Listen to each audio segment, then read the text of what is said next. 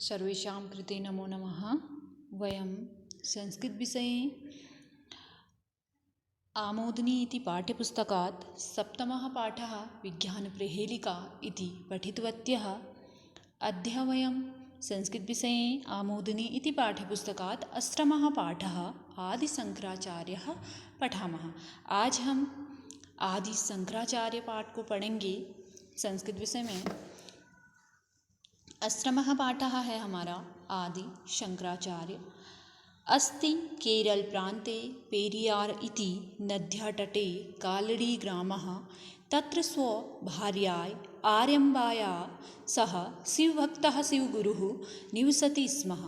एकदा सा त्रिचूरस्थितं शिवमन्दिरं गत्वा प्रार्थनाम् अकरोत्। हे शिव, मत्पुत्रः तत् सदृशः भवेत् इति। दौर्भाग्येण पुत्रस्य शङ्करस्य जन्मसमयात् पूर्वमेव शिवगुरुः पञ्चतत्त्वं गतः। माता आर्यम्बा एव अस्य पालनम् अकरोत्। एकदा बालकोऽयं नद्यां स्नातुम् अगच्छत्।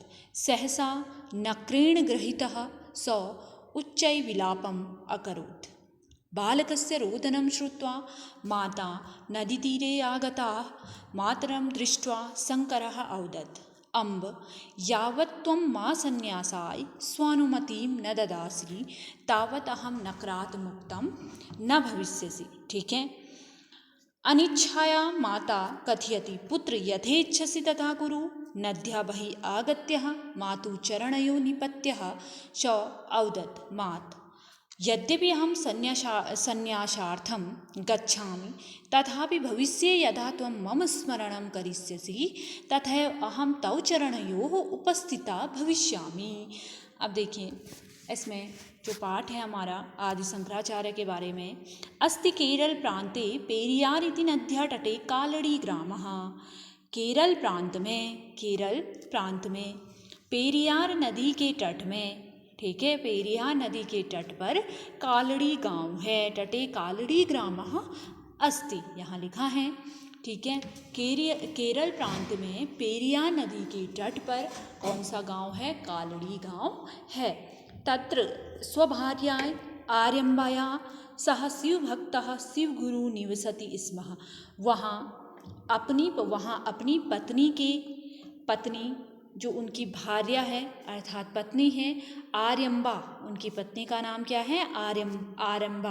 आर्यम्बा के साथ शिव भक्त शिवगुरु क्या करते थे? निवसति स्म अर्थात रहते थे। एक दिन उन्होंने त्रिचूर मंदिर जाकर प्रार्थना की। अकरोत अर्थात की। गत्वा का अर्थ होता है जाकर। ठीक है। एक बार उन्होंने क्या की? त्रिचूर स्थित मंदिर, शिव मंदिर जाकर के क्या की? प्रार्थना की। क्या प्रार्थना की? किसने की? शिव भक्त शिव गुरु ने और उनकी पत्नी आर्यम्बा ने। ठीक है। जो कहाँ रहते थे? केरल प्रांत में पेरियार नदी के तट पर कालड़ी गांव में रहते थे। कौन रहते थे?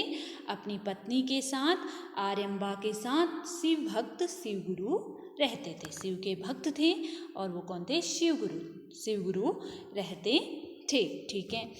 उन्होंने एक बार शिव मंदिर जाकर प्रार्थना की। क्या प्रार्थना की?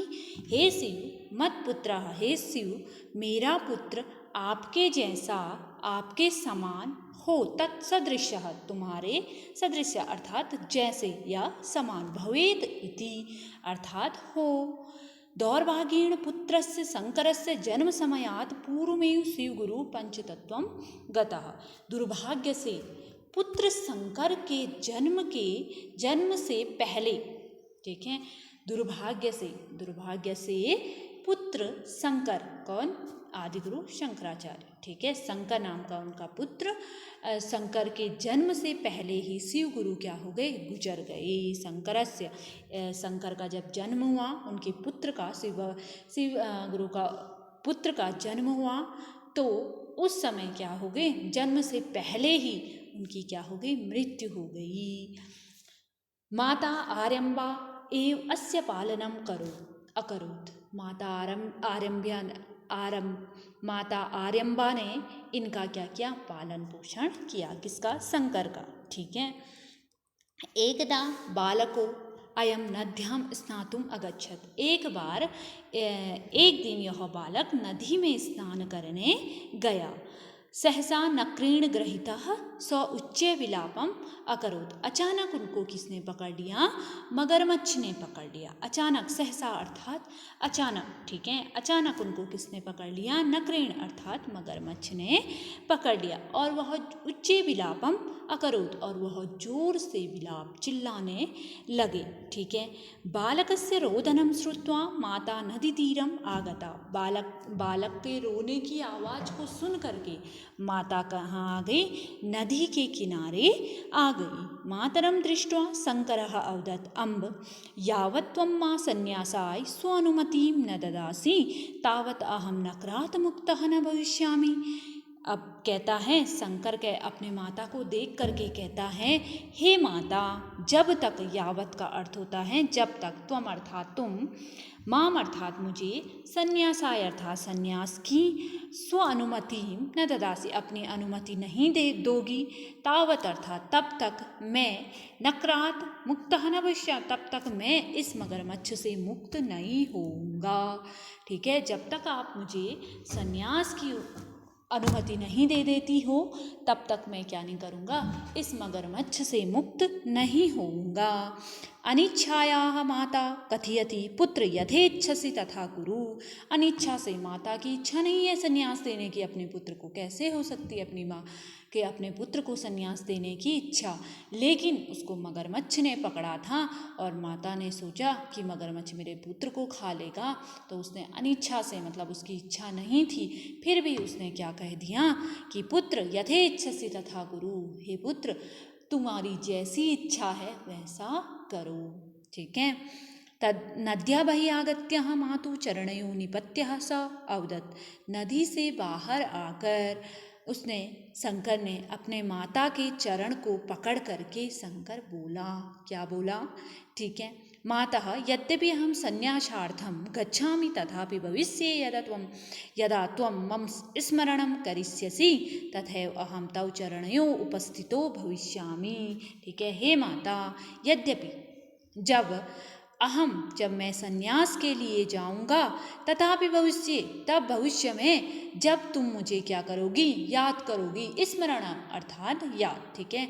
जब भी तुम मुझे क्या करोगी, याद करोगी, तथैव अहं तव चरणयों उपस्थिता भविष्यामि, तब मैं आपके चरण में क्या हो जाऊंगा, उपस्थित हो जाऊंगा। ठीक है। तदनन्तरं सः परिवारजकै सह पर्यटन गोविंदपादाचार्यस्य पार्श्वे आगतः। उसके बाद वह परिवारजकों के साथ काशी पर्यटन के लिए गोविंदपाद आचार्य के पास आए। तत्स आकाशात वेदांत विद्याम अधीतवान। उन्होंने वहाँ किसकी विद्या प्राप्त की, वेदांत की विद्या प्राप्त की। ठीक है। तब उन्होंने वहाँ किसकी विद्या प्राप्त की, वेदांत की विद्या प्राप्त की। अनंतरम सह उपनिषदाः ब्रह्मसूत्राणां गीतादीनां प्रमुखानां ग्रंथान् च भाष्याणि अरचयत्। अनंतरम, उसके बाद उन्होंने उपनिषदों की, ब्रह्मसूत्रों और गीता आदि ग्रंथों की भाष्य रचनाएं की। ठीक है। अत्रैव मंडन मिश्रेण सह तस्य शास्त्रार्थः अभवत्। और मंडन मिश्र के साथ उनका क्या हुआ, शास्त्रार्थ हुआ। ठीक है। आधुना अपि अस्य शास्त्रार्थस्य चर्चा भवति। इस समय भी इस शास्त्रार्थ की चर्चा होती है। शास्त्रार्थ उसे कहा जाता था, पहले जब पंडित लोग, राजा महाराजा लोग एक दूसरे के समक्ष क्या किया करते थे, प्रश्न को किया करते थे और एक दूसरे का क्या किया करते थे, उत्तर को दिया करते थे। शास्त्रार्थ अर्थात इस पंडित के साथ इसका शास्त्रार्थ होगा, इस प्रकार से चलता था पहले ज़माने में, पंडितों में, राजा महाराजाओं में। ठीक है।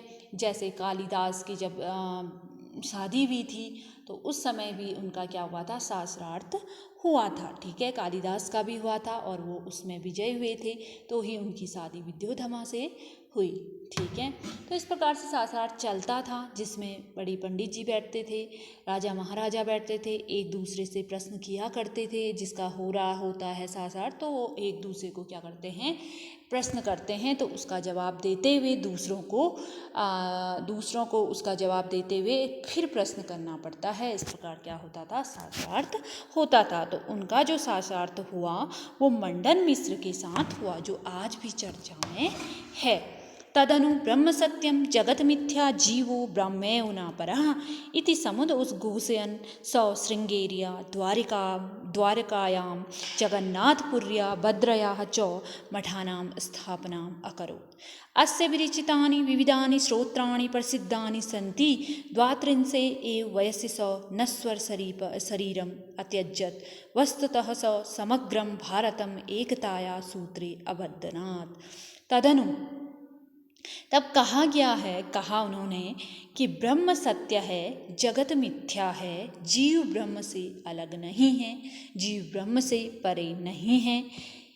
ऐसा उद्घोष करते हुए उन्होंने श्रृंगेरी, द्वारिका, जगन्नाथपुरी और बद्रीनाथ में मठ की स्थापना की।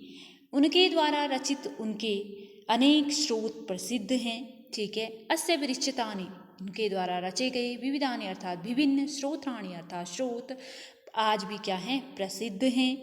32 वर्ष की आयु में द्वात्रिंशे एव वयसि स नश्वर शरीरम अत्यजत्। 32 वर्ष की आयु में उन्होंने अपना शरीर क्या कर दिया था, त्याग दिया था। वस्तुतः उन्होंने सारे भारत को एकता में बांध दिया, सारे भारत को, पूरा भारत को क्या बांध दिया था, एकता के सूत्र में बांधा। ठीक है, आदि गुरु शंकराचार्य। ठीक हो गया। तो शंकराचार्य के बारे में आपने सुना भी होगा। ये हमारे जैसे पूछा भी जाता है कि उन्होंने कितने मठ की स्थापना की, ये हमारा जनरल नॉलेज का क्वेश्चन भी है। कौन कौन से मठों की स्थापना की आदि गुरु शंकराचार्य ने, ये हमें आना चाहिए। ठीक है, तो इस प्रकार से जो आदि गुरु शंकराचार्य है, मैंने इसका पाठ का सारांश भी भेजा था। कुछ छात्रा बहनें हमारी कक्षा में नहीं जुड़ी थी, तो मैंने आज वीडियो बना करके भी आपको समझा दिया है। ठीक है, तो आप ध्यान से वीडियो को सुनेंगे और पाठ को समझेंगे। अस्तु, नमो नमः, धन्यवाद।